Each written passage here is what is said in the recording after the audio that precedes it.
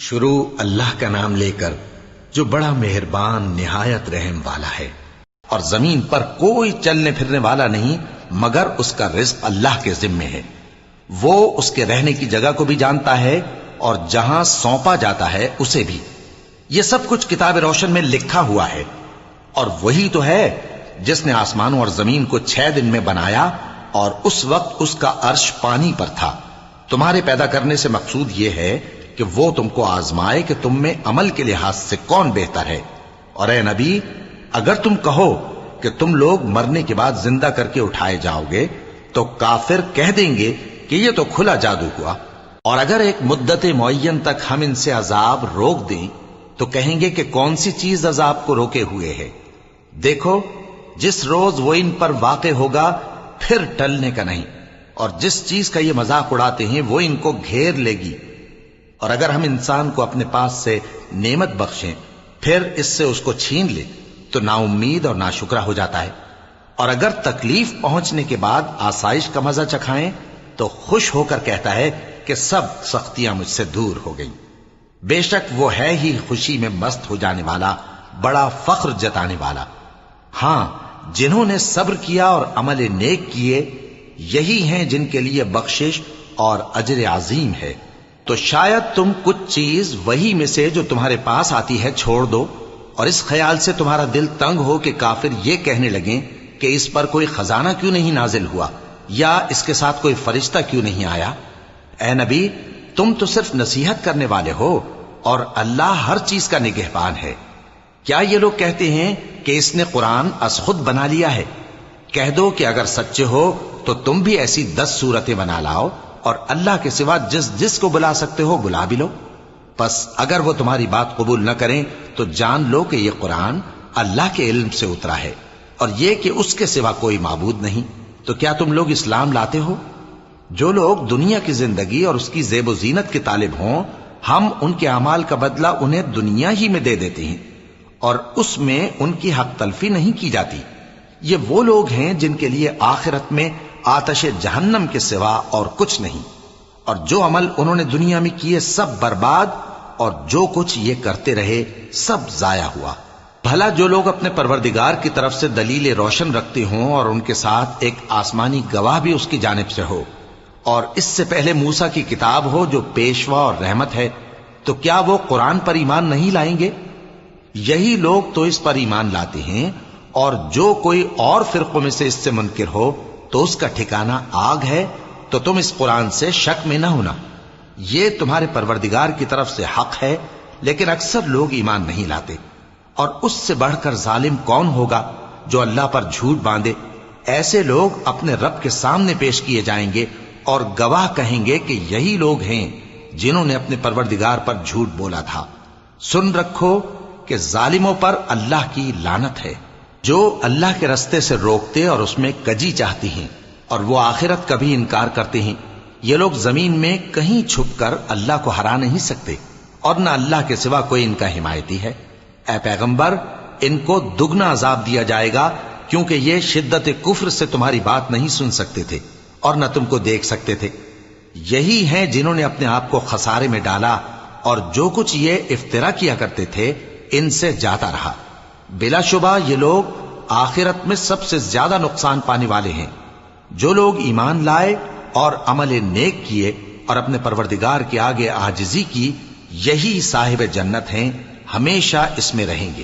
دونوں فریقوں یعنی کافر و مومن کی مثال ایسی ہے جیسے ایک اندھا بہرا ہو اور ایک دیکھتا سنتا۔ بھلا دونوں کا حال یکساں ہو سکتا ہے؟ پھر تم سوچتے کیوں نہیں؟ اور ہم نے نوح کو ان کی قوم کی طرف بھیجا تو انہوں نے ان سے کہا کہ میں تم کو کھول کھول کر ڈر سنانے اور یہ پیغام پہنچانے آیا ہوں کہ اللہ کے سوا کسی کی عبادت نہ کرو، مجھے تمہاری نسبت دردناک عذاب کا خوف ہے۔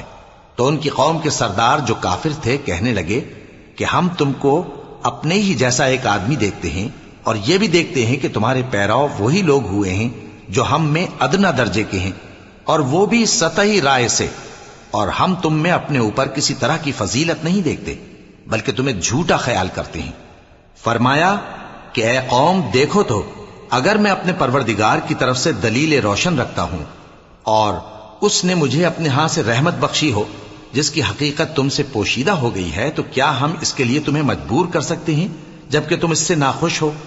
اور اے قوم، میں اس نصیحت کے بدلے تم سے مال و زر کا مطالبہ تو نہیں کرتا، میرا صلہ تو اللہ کے ذمے ہے، اور جو لوگ ایمان لائے ہیں میں ان کو نکالنے والا بھی نہیں ہوں، وہ تو اپنے پروردگار سے ملنے والے ہیں، لیکن میں دیکھتا ہوں کہ تم لوگ نادانی کر رہے ہو۔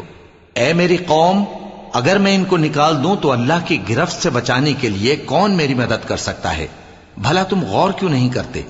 اور میں نہ تم سے یہ کہتا ہوں کہ میرے پاس اللہ کے خزانے ہیں، اور نہ یہ کہ میں غیب جانتا ہوں، اور نہ یہ کہتا ہوں کہ میں فرشتہ ہوں، اور نہ ان لوگوں کی نسبت جن کو تم حقارت کی نظر سے دیکھتے ہو یہ کہتا ہوں کہ اللہ ان کو بھلائی یعنی اعمال کی جزائے نیک نہیں دے گا، جو ان کے دلوں میں ہے اسے اللہ خوب جانتا ہے۔ اگر میں ایسا کہوں تو بے انصافوں میں ہو جاؤں۔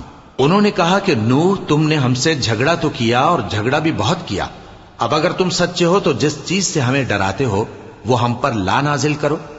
نوح نے کہا کہ اس عذاب کو تو اللہ ہی چاہے گا تو نازل کرے گا، اور تم اللہ کو کسی طرح ہرا نہیں سکتے، اور اگر میں یہ چاہوں کہ تمہاری خیر خواہی کروں اور اللہ یہ چاہے کہ تمہیں گمراہ رہنے دے تو میری خیر خواہی تم کو کچھ فائدہ نہیں دے سکتی۔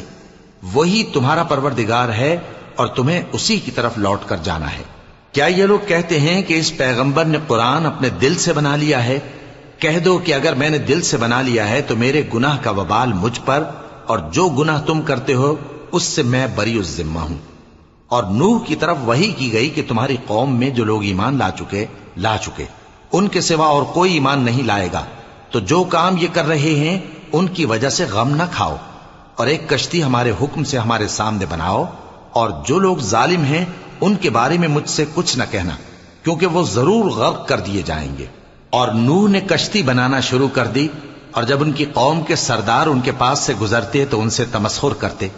وہ کہتے کہ اگر تم ہم سے تمسخر کرتے ہو تو جس طرح تم ہم سے تمسخر کرتے ہو اسی طرح ایک وقت ہم بھی تم سے تمسخر کریں گے، اور تم کو جلد معلوم ہو جائے گا کہ کس پر عذاب آتا ہے جو اسے رسوا کرے گا، اور کس پر ہمیشہ کا عذاب نازل ہوتا ہے۔ یہاں تک کہ جب ہمارا حکم آ پہنچا اور تنور جوش مارنے لگا تو ہم نے نوح کو حکم دیا کہ ہر قسم کے پالتو جانوروں میں سے جوڑا جوڑا یعنی ایک ایک نر اور ایک ایک مادہ لے لو، اور جس شخص کی نسبت حکم ہو چکا ہے کہ ہلاک ہو جائے گا اس کو چھوڑ کر اپنے گھر والوں کو اور جو ایمان لایا ہو اس کو کشتی میں سوار کر لو۔ اور ان کے ساتھ ایمان بہت ہی کم لوگ لائے تھے۔ نوح نے کہا کہ اللہ کا نام لے کر کہ اسی کے کرم سے اس کا چلنا اور ٹھہرنا ہے، اس میں سوار ہو جاؤ، بے شک میرا پروردگار بخشنے والا ہے، مہربان ہے۔ اور وہ ان کو لے کر طوفان کی لہروں میں چلنے لگی۔ لہریں کیا تھیں؟ گویا پہاڑ تھے۔ اس وقت نوح نے اپنے بیٹے کو جو کشتی سے الگ تھا پکارا کہ بیٹا ہمارے ساتھ سوار ہو جا اور کافروں میں شامل نہ ہو۔ اس نے کہا کہ میں ابھی پہاڑ سے جا لگوں گا، وہ مجھے پانی سے بچا لے گا۔ فرمایا کہ آج اللہ کے عذاب سے کوئی بچانے والا نہیں اور نہ کوئی بچ سکتا ہے مگر وہی جس پر اللہ رحم کرے۔ اتنے میں دونوں کے درمیان لہر حائل ہو گئی اور وہ ڈوب کر رہ گیا، اور حکم دیا گیا کہ اے زمین اپنا پانی نگل جا، اور اے آسمان تھم جا، اور پانی خشک ہو گیا اور کام تمام کر دیا گیا، اور کشتی کوہ جودی پر جا ٹھہری، اور کہہ دیا گیا کہ بے انصاف لوگوں پر لعنت۔ اور نوح نے اپنے پروردگار کو پکارا اور کہا کہ پروردگار، میرا بیٹا بھی میرے گھر والوں میں ہے، تو اس کو بھی نجات دے، تیرا وعدہ سچا ہے اور تو بہترین حاکم ہے۔ اللہ نے فرمایا کہ اے نوح، وہ تیرے گھر والوں میں نہیں ہے، وہ تو سراسر بد عمل ہے، تو جس چیز کی تم کو حقیقت معلوم نہیں اس کے بارے میں مجھ سے درخواست ہی نہ کرو، اور میں تم کو نصیحت کرتا ہوں کہ نادان نہ بنو۔ نوح نے کہا پروردگار، میں تجھ سے پناہ مانگتا ہوں کہ ایسی چیز کی تجھ سے درخواست کروں جس کی حقیقت مجھے معلوم نہیں، اور اگر تو مجھے نہیں بخشے گا اور مجھ پر رحم نہیں فرمائے گا تو میں تباہ ہو جاؤں گا۔ حکم ہوا کہ نوح ہماری طرف سے سلامتی اور برکتوں کے ساتھ جو تم پر اور تمہارے ساتھ کی جماعتوں پر نازل کی گئی ہیں اتر آؤ، اور کچھ اور جماعتیں ہوں گی جن کو ہم دنیا کے فوائد سے بہرہ مند کریں گے، پھر ان کو ہماری طرف سے عذاب علیم پہنچے گا۔ یہ حالات غیب کی خبروں میں سے ہیں جو ہم تمہاری طرف بھیجتے ہیں، اور اس سے پہلے نہ تم ہی ان کو جانتے تھے اور نہ تمہاری قوم ہی ان سے واقف تھی، تو صبر کرو کہ انجام پرہیزگاروں ہی کا بھلا ہے۔ اور ہم نے قوم عاد کی طرف ان کے بھائی ہود کو بھیجا۔ انہوں نے کہا، اے میری قوم، اللہ ہی کی عبادت کرو، اس کے سوا تمہارا کوئی معبود نہیں، تم شرک کر کے اللہ پر محض بہتان باندھتے ہو۔ میری قوم، میں اس واعظ و نصیحت کا تم سے کچھ صلہ نہیں مانگتا، میرا صلہ تو اس کے ذمے ہے جس نے مجھے پیدا کیا، بھلا تم سمجھتے کیوں نہیں؟ اور اے قوم، اپنے پروردگار سے بخشش مانگو، پھر اس کے آگے توبہ کرو، وہ تم پر آسمان سے موسلا دھار بارش برسائے گا اور تمہاری طاقت پر طاقت بڑھائے گا، اور دیکھو گناہگار بن کر روگردانی نہ کرو۔ وہ بولے، ہود، تم ہمارے پاس کوئی دلیل ظاہر نہیں لائے، اور ہم صرف تمہارے کہنے سے نہ اپنے معبودوں کو چھوڑنے والے ہیں اور نہ تم پر ایمان لانے والے ہیں۔ ہم تو یہ سمجھتے ہیں کہ ہمارے کسی معبود نے تمہیں تکلیف پہنچا کر دیوانہ کر دیا ہے۔ انہوں نے کہا کہ میں اللہ کو گواہ کرتا ہوں اور تم بھی گواہ رہو کہ جن کو تم اللہ کا شریک بناتے ہو میں ان سے بیزار ہوں، یعنی جن کی اللہ کے سوا عبادت کرتے ہو، تو تم سب مل کر میرے بارے میں جو تدبیر کرنی چاہو کر لو اور مجھے مہلت نہ دو۔ میں اللہ پر جو میرا اور تمہارا سب کا پروردگار ہے بھروسہ رکھتا ہوں۔ زمین پر جو چلنے پھرنے والا ہے وہ اللہ کے قبضہ قدرت میں ہے، بے شک میرا پروردگار سیدھے رستے پر ہے۔ اب اگر تم روگردانی کرو گے تو جو پیغام میرے ذریعے تمہاری طرف بھیجا گیا ہے وہ میں نے تمہیں پہنچا دیا ہے، اور میرا پروردگار تمہاری جگہ اور لوگوں کو لا بسائے گا، اور تم اللہ کا کچھ بھی نہیں بگاڑ سکو گے۔ میرا پروردگار تو ہر چیز پر نگہبان ہے۔ اور جب ہمارا حکم عذاب آ پہنچا تو ہم نے ہود کو اور جو لوگ ان کے ساتھ ایمان لائے تھے ان کو اپنی مہربانی سے بچا لیا اور انہیں عذاب شدید سے نجات دی۔ یہ وہی قوم عاد ہے جس نے اللہ کی نشانیوں سے انکار کیا اور اس کے پیغمبروں کی نافرمانی کی اور ہر سرکش و متکبر کا کہا مانا، اور اس دنیا میں بھی لعنت ان کے پیچھے لگی رہی اور قیامت کے دن بھی لگی رہے گی۔ دیکھو، قوم عاد نے اپنے پروردگار سے کفر کیا، اور سن رکھو قوم عاد پر پھٹکار ہے جو ہود کی قوم تھی۔ اور قوم سمود کی طرف ان کے بھائی صالح کو بھیجا تو انہوں نے کہا، اے قوم، اللہ ہی کی عبادت کرو، اس کے سوا تمہارا کوئی معبود نہیں، اسی نے تم کو زمین سے پیدا کیا اور اس میں آباد کیا، تو اس سے مغفرت مانگو اور اس کے آگے توبہ کرو، بے شک میرا پروردگار نزدیک بھی ہے اور دعا کا قبول کرنے والا بھی ہے۔ انہوں نے کہا کہ صالح، اس سے پہلے ہم تم سے کئی طرح کی امیدیں رکھتے تھے، اب وہ منقطع ہو گئیں۔ کیا تم ہم کو ان چیزوں سے منع کرتے ہو جن کو ہمارے بزرگ پوجتے آئے ہیں؟ اور جس بات کی طرف تم ہمیں بلاتے ہو اس کی طرف سے ہم بڑے بھاری شک میں ہیں۔ صالح نے کہا، اے میری قوم، بھلا دیکھو تو، اگر میں اپنے پروردگار کی طرف سے کھلی دلیل پر ہوں اور اس نے مجھے اپنے ہاتھ سے نبوت کی نعمت بخشی ہو، تو اگر میں اللہ کی نافرمانی کروں تو اس کے سامنے میری کون مدد کرے گا؟ تم تو کفر کی باتوں سے میرا نقصان ہی کرتے ہو۔ اور یہ بھی کہا کہ اے قوم، یہ اللہ کی اونٹنی تمہارے لیے ایک نشانی یعنی معجزہ ہے، تو اس کو چھوڑ دو کہ اللہ کی زمین میں جہاں چاہے چرتی پھرے، اور اس کو کسی طرح کی تکلیف نہ دینا، ورنہ تمہیں جلد عذاب آ پکڑے گا۔ مگر انہوں نے اس کو کاٹ ڈالا تو صالح نے کہا کہ اپنے گھروں میں 3 دن اور فائدے اٹھا لو، یہ وعدہ ہے کہ جھوٹا نہ ہوگا۔ پس جب ہمارا حکم آ گیا تو ہم نے صالح کو اور جو لوگ ان کے ساتھ ایمان لائے تھے ان کو اپنی مہربانی سے بچا لیا اور اس دن کی رسوائی سے محفوظ رکھا، بے شک تمہارا پروردگار طاقتور ہے، زبردست ہے۔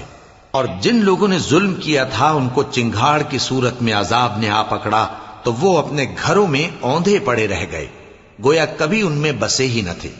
سن رکھو کہ قوم سمود نے اپنے پروردگار سے کفر کیا، اور سن رکھو قوم سمود پر پھٹکار ہے۔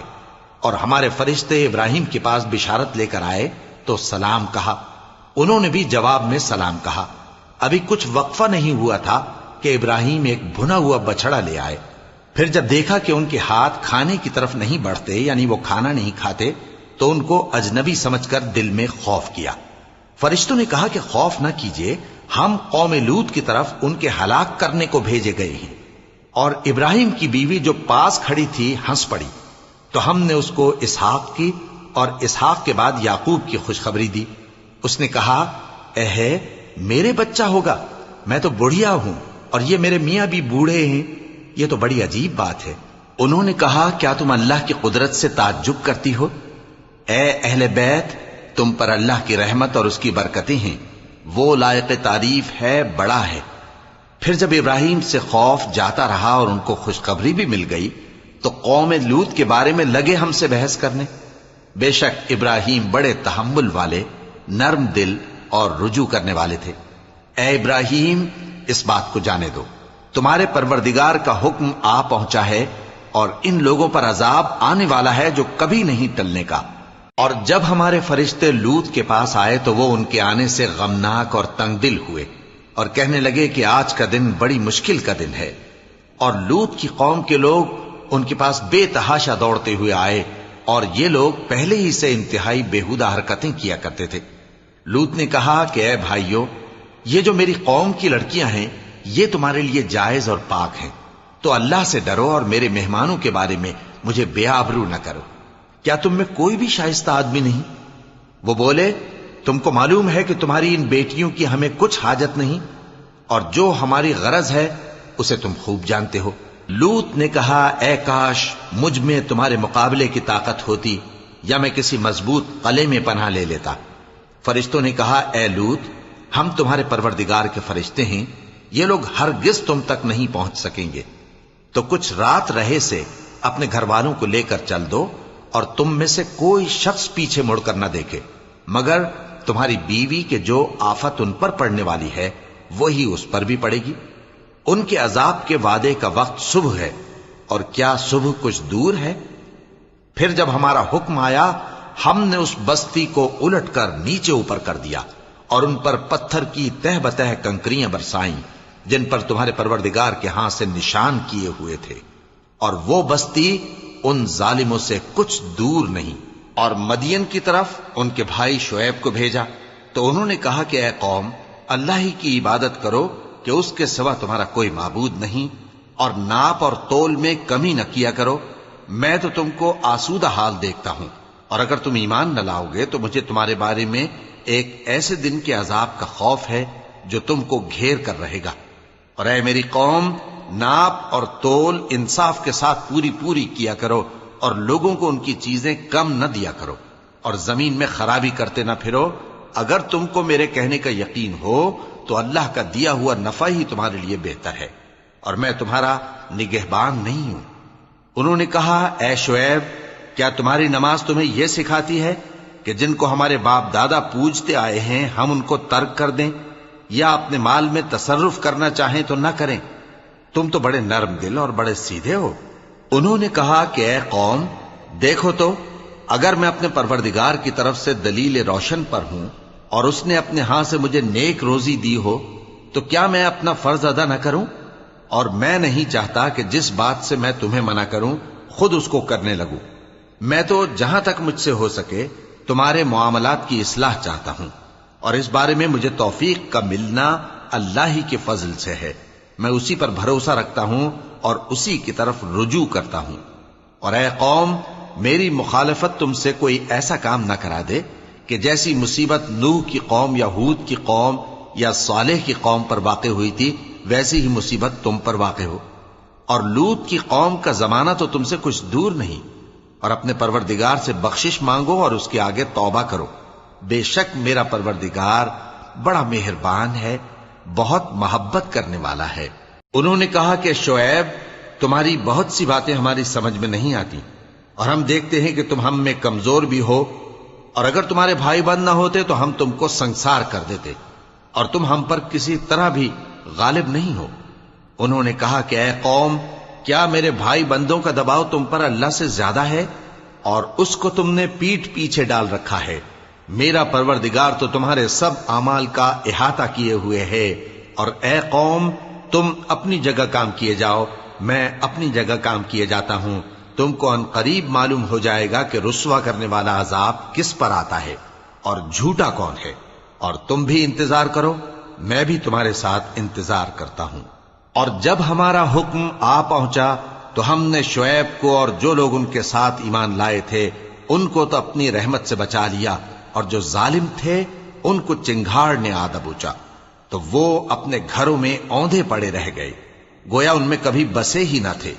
سن رکھو کہ مدین پر ویسی ہی پھٹکار ہے جیسی سمود پر پھٹکار تھی، اور ہم نے موسیٰ کو اپنی نشانیاں اور دلیل روشن دے کر بھیجا فرعون اور اس کے سرداروں کی طرف، تو وہ فرعون ہی کے حکم پر چلتے رہے، حالانکہ فرعون کا حکم درست نہیں تھا۔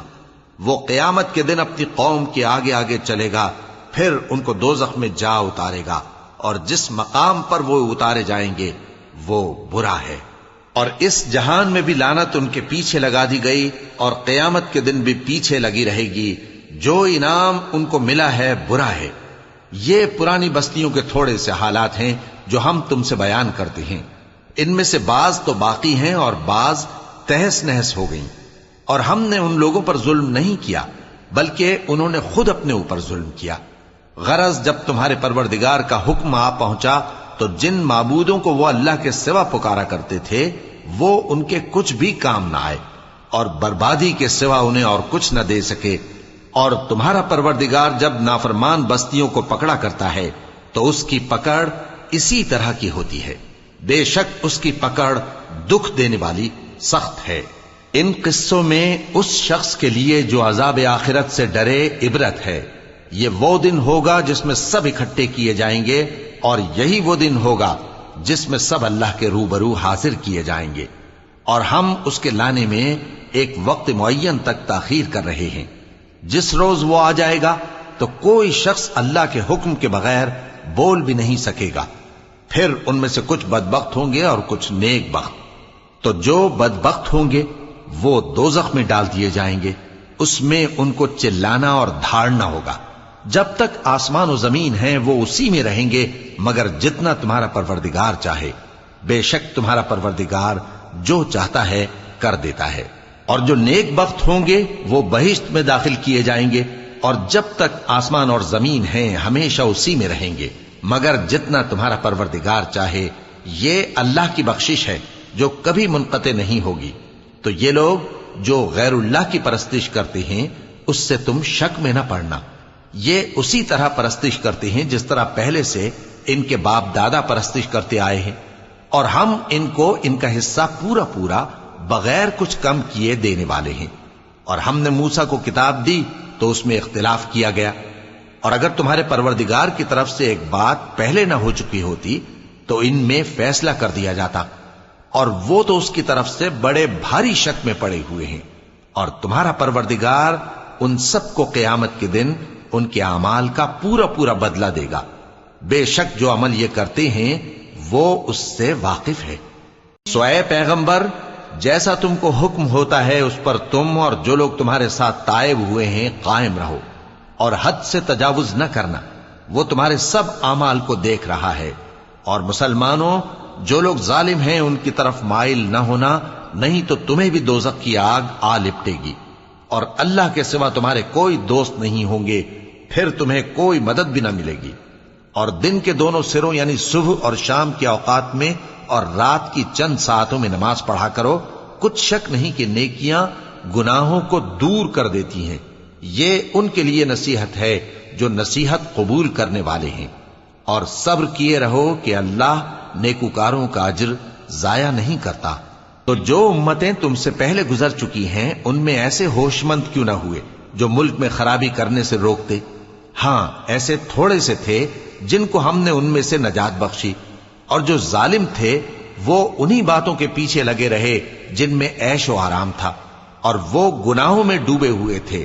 اور تمہارا پروردگار ایسا نہیں ہے کہ بستیوں کو جبکہ وہاں کے باشندے نیکوکار ہوں از راہ ظلم تباہ کر دے۔ اور اگر تمہارا پروردگار چاہتا تو تمام لوگوں کو ایک ہی جماعت کر دیتا، اور وہ برابر اختلاف کرتے رہیں گے، مگر جن پر تمہارا پروردگار رحم فرمائے، اور اسی لیے اس نے ان کو پیدا کیا ہے۔ اور تمہارے پروردگار کا قول پورا ہو گیا کہ میں دوزخ کو جنوں اور انسانوں سب سے بھر دوں گا۔ اور اے نبی اور پیغمبروں کے وہ سب حالات جو ہم تم سے بیان کرتے ہیں ان سے ہم تمہارے دل کو جمائے رکھتے ہیں، اور ان حالات میں تمہارے پاس حق پہنچ گیا اور یہ مومنوں کے لیے نصیحت اور عبرت ہے۔ اور جو لوگ ایمان نہیں لائے ان سے کہہ دو کہ تم اپنی جگہ عمل کیے جاؤ، ہم اپنی جگہ عمل کیے جاتے ہیں، اور نتیجہ اعمال کا تم بھی انتظار کرو، ہم بھی انتظار کرتے ہیں۔ اور آسمانوں اور زمین کی چھپی چیزوں کا علم اللہ ہی کو ہے، اور تمام معاملات اسی کی طرف رجوع کیے جائیں گے، تو اسی کی عبادت کرو اور اسی پر بھروسہ رکھو۔ اور جو کچھ تم لوگ کر رہے ہو تمہارا پروردگار اس سے بے خبر نہیں۔ شروع اللہ کا نام لے کر جو بڑا مہربان نہایت رحم والا ہے۔ الف لام را، یہ کتاب روشن کی آیتیں ہیں، ہم نے اس قرآن کو عربی میں نازل کیا ہے تاکہ تم لوگ سمجھ سکو۔ اے پیغمبر، ہم اس قرآن کے ذریعے سے جو ہم نے تمہاری طرف بھیجا ہے تمہیں ایک نہایت اچھا قصہ سناتے ہیں، اور تم اس سے پہلے بے خبر تھے۔ جب یوسف نے اپنے والد سے کہا کہ ابا، میں نے خواب میں 11 ستاروں اور سورج اور چاند کو دیکھا ہے، دیکھتا کیا ہوں کہ وہ مجھے سجدہ کر رہی ہیں۔ انہوں نے کہا کہ بیٹا، اپنے خواب کا ذکر اپنے بھائیوں سے نہ کرنا، نہیں تو وہ تمہارے حق میں کوئی چال چلیں گے۔ کچھ شک نہیں کہ شیطان انسان کا کھلا دشمن ہے، اور اسی طرح اللہ تمہیں برگزیدہ و ممتاز کرے گا اور خواب کی باتوں کی تعبیر کا علم سکھائے گا۔ اور جس طرح اس نے اپنی نعمت پہلے تمہارے دادا پر دادا ابراہیم اور اسحاق پر پوری کی تھی، اسی طرح تم پر اور اولاد یعقوب پر پوری کرے گا۔ بے شک تمہارا پروردگار سب کچھ جاننے والا ہے، حکمت والا ہے۔ ہاں، یوسف اور ان کے بھائیوں کے قصے میں پوچھنے والوں کے لیے بہت سی نشانیاں ہیں۔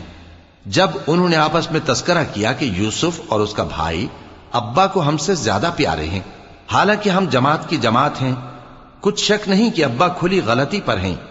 یوسف کو یا تو جان سے مار ڈالو یا کسی ملک میں پھینک آؤ، پھر ابا کی توجہ صرف تمہاری طرف ہو جائے گی، اور اس کے بعد تم نیک لوگوں میں ہو جاؤ گے۔ ان میں سے ایک کہنے والے نے کہا کہ یوسف کو جان سے نہ مارو، کسی اندھے کنویں میں ڈال دو کہ کوئی راہگیر اسے نکال کر کسی دوسرے ملک میں لے جائے گا۔ اگر تم کو کرنا ہی ہے تو یوں کرو۔ یہ مشورہ کر کے وہ اپنے والد سے کہنے لگے کہ ابا جان، کیا سبب ہے کہ آپ یوسف کے بارے میں ہمارا اعتبار نہیں کرتے؟ حالانکہ ہم اس کے خیر خواہ ہیں، کل اسے ہمارے ساتھ بھیج دیجئے کہ خوب میوے کھائے اور کھیلے کودے، ہم اس کے نگہبان ہیں۔ انہوں نے کہا کہ یہ امر مجھے غمناک کیے دیتا ہے کہ تم اسے لے جاؤ، یعنی وہ مجھ سے جدا ہو جائے، اور مجھے یہ بھی خوف ہے کہ تم کھیل میں اس سے غافل ہو جاؤ اور اسے بھیڑیا کھا جائے۔ وہ کہنے لگے کہ اگر ہماری موجودگی میں کہ ہم ایک طاقتور جماعت ہیں اسے بھیڑیا کھا گیا تو ہم بڑے نقصان میں پڑ گئے۔ غرض جب وہ اس کو لے گئے اور اس بات پر اتفاق کر لیا کہ اس کو اندھے کنویں میں ڈال دیں، اور ہم نے یوسف کی طرف وحی بھیجی کہ ایک وقت ایسا آئے گا کہ تم انہیں ان کے اس سلوک سے آگاہ کرو گے، اور ان کو اس وحی کی کچھ خبر نہ ہوگی۔ اور یہ حرکت کر کے وہ رات کے وقت باپ کے پاس روتے ہوئے آئے، کہنے لگے کہ ابا جان، ہم تو دوڑنے اور ایک دوسرے سے آگے نکلنے میں مصروف ہو گئے اور یوسف کو اپنے اسباب کے پاس چھوڑ گئے تو اسے بھیڑیا کھا گیا، اور آپ ہماری بات کو گو ہم سچ ہی کہتے ہیں باور نہیں کریں گے۔ اور ان کے کرتے پر جھوٹ موٹ کا لہو بھی لگا لائے۔ یعقوب نے کہا کہ یوں نہیں ہے، بلکہ تم اپنے دل سے یہ بات بنا لائے ہو۔ اچھا، صبر کہ وہی خوب ہے، اور جو تم بیان کرتے ہو اس کے بارے میں اللہ ہی سے مدد چاہیے۔ اور اب اللہ کی شان دیکھو کہ اس کنویں کے قریب ایک قافلہ آوارد ہوا اور انہوں نے پانی کے لیے اپنا سقا بھیجا، تو اس نے کنویں میں ڈول لٹکایا، یوسف اس سے لٹک گئے۔ وہ بولا، زہے قسمت، یہ تو ایک لڑکا ہے، اور اس کو قیمتی سرمایہ سمجھ کر چھپا لیا۔ اور جو کچھ وہ کرتے تھے اللہ کو خوب معلوم تھا، اور انہوں نے اس کو تھوڑی سی قیمت یعنی معدود چند درہموں پر بیچ ڈالا، اور وہ اس سے بیزار ہو رہے تھے۔ اور مصر میں جس شخص نے اس کو خریدا، اس نے اپنی بیوی سے جس کا نام زلیخا تھا کہا کہ اس کو عزت و اکرام سے رکھو، عجب نہیں کہ یہ ہمیں فائدہ دے یا ہم اسے بیٹا بنا لیں۔ اس طرح ہم نے یوسف کو سرزمین مصر میں جگہ دی، اور غرض یہ تھی کہ ہم ان کو خواب کی باتوں کی تعبیر سکھائیں، اور اللہ اپنے کام پر غالب ہے لیکن اکثر لوگ نہیں جانتے۔ اور جب وہ اپنی جوانی کو پہنچے تو ہم نے ان کو دانائی اور علم عطا کیا، اور نیکوکاروں کو ہم اسی طرح بدلہ دیا کرتے ہیں۔ اور جس عورت کے گھر میں وہ رہتے تھے اس نے ان کو اپنی طرف مائل کرنا چاہا، اور دروازے بند کر کے کہنے لگی یوسف جلدی آؤ۔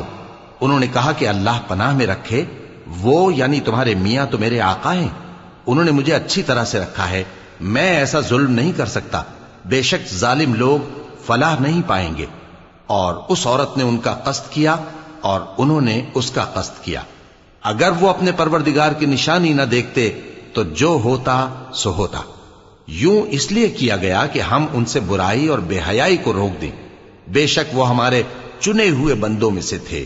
اور دونوں دروازے کی طرف بھاگے، آگے یوسف پیچھے زلیخا، اور عورت نے ان کا کرتا پیچھے سے پکڑ کر جو کھینچا تو پھاڑ ڈالا، اور دونوں کو دروازے کے پاس عورت کا خاوند مل گیا۔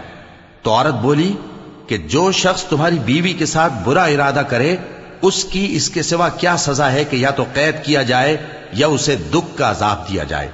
یوسف نے کہا اسی نے مجھ کو اپنی طرف مائل کرنا چاہا تھا، اور اس کے خاندان میں سے ایک گواہ نے گواہی دی کہ اگر اس کا کرتا آگے سے پھٹا ہو تو یہ سچی اور یوسف جھوٹا ہے، اور اگر کرتا پیچھے سے پھٹا ہو تو یہ جھوٹی اور وہ سچا ہے۔ سو جب اس کا کرتا دیکھا تو پیچھے سے پھٹا تھا، تب اس نے زلیخا سے کہا کہ یہ تمہارا ہی فریب ہے، اور کچھ شک نہیں کہ تم عورتوں کے فریب بڑے بھاری ہوتے ہیں۔ یوسف اس بات کا خیال نہ کر، اور زلیخا تو اپنے گناہ کی بخشش مانگ، بے شک خطا تیری ہی ہے۔ اور شہر میں عورتیں گفتگویں کرنے لگیں کہ عزیز کی بیوی اپنے غلام کو اپنی طرف مائل کرنا چاہتی ہے اور اس کی محبت اس کے دل میں گھر کر گئی ہے، ہم دیکھتی ہیں کہ وہ کھلی گمراہی میں ہے۔ پھر جب زلیخا نے ان عورتوں کی گفتگو جو حقیقت میں دیدار یوسف کے لیے ایک چال تھی سنی، تو ان کے پاس دعوت کا پیغام بھیجا اور ان کے لیے ایک محفل مرتب کی، اور پھل تراشنے کے لیے ہر ایک کو ایک ایک چھری دی، اور یوسف سے کہا کہ ان کے سامنے آؤ۔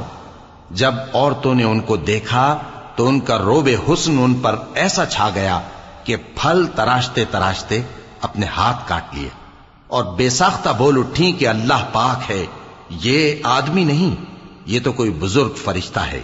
زلیخا نے کہا تو یہ وہی ہے جس کے بارے میں تم مجھے تانے دیتی تھیں، اور بے شک میں نے اس کو اپنی طرف مائل کرنا چاہا مگر یہ بچا رہا، اور اگر یہ وہ کام نہ کرے گا جو میں اسے کہتی ہوں تو قید کر دیا جائے گا اور ذلیل ہوگا۔ یوسف نے دعا کی کہ پروردگار جس کام کی طرف یہ مجھے بلاتی ہیں اس کی نسبت مجھے قید پسند ہے، اور اگر تو مجھ سے ان کے فریب کو نہ ہٹائے گا تو میں ان کی طرف مائل ہو جاؤں گا اور نادانوں میں سے ہو جاؤں گا۔ پس ان کے رب نے ان کی دعا قبول کر لی اور ان سے عورتوں کا داؤں ٹال دیا، بے شک وہی تو سننے والا ہے، جاننے والا ہے۔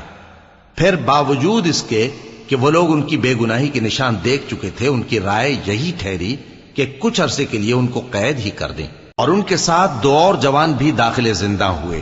ایک نے ان میں سے کہا کہ میں نے خواب دیکھا ہے، دیکھتا کیا ہوں کہ شراب کے لیے انگور نچوڑ رہا ہوں۔ دوسرے نے کہا کہ میں نے بھی خواب دیکھا ہے، میں یہ دیکھتا ہوں کہ اپنے سر پر روٹیاں اٹھائے ہوئے ہوں اور پرندے ان میں سے کھا رہے ہیں، تو ہمیں ان کی تعبیر بتا دیجئے کہ ہم تمہیں نیکوکار دیکھتے ہیں۔ یوسف نے کہا کہ جو کھانا تم کو ملنے والا ہے وہ آنے نہیں پائے گا کہ میں اس سے پہلے تم کو اس کی تعبیر بتا دوں گا۔ یہ ان باتوں میں سے ہے جو میرے پروردگار نے مجھے سکھائی ہیں۔ جو لوگ اللہ پر ایمان نہیں لاتے اور آخرت کا انکار کرتے ہیں، میں نے ان کا مذہب چھوڑ دیا ہے، اور میں اپنے باپ دادا ابراہیم اور اسحاق اور یعقوب کے مذہب پر چلتا ہوں۔ ہمیں شایع نہیں ہے کہ کسی چیز کو اللہ کے ساتھ شریک بنائیں، یہ اللہ کا فضل ہے ہم پر بھی اور لوگوں پر بھی، لیکن اکثر لوگ شکر نہیں کرتے۔ اے میرے قید خانے کے رفیقو، بھلا کئی جدا جدا آقا اچھے یا اللہ جو اکیلا ہے سب پر غالب ہے؟ جن چیزوں کی تم اللہ کے سوا پرستش کرتے ہو وہ صرف نام ہی نام ہیں جو تم نے اور تمہارے باپ دادا نے رکھ لیے ہیں، اللہ نے ان کی کوئی سند نازل نہیں کی۔